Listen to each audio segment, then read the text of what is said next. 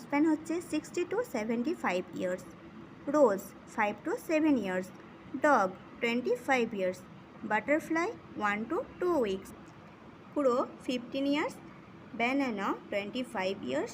Banyan tree 200 to 300 years. সবচেয়ে বেশি life span হচ্ছে এই বেনিয়ান ট্রির, যে 200 থেকে 300 বছর বাঁচে। Cow 25 years. Parrot 140 years. Crocodile 60 years. Horse 60 years. Fruit fly 1 month. Rice plant 3 to 4 month. Tortoise 100 to 150 years.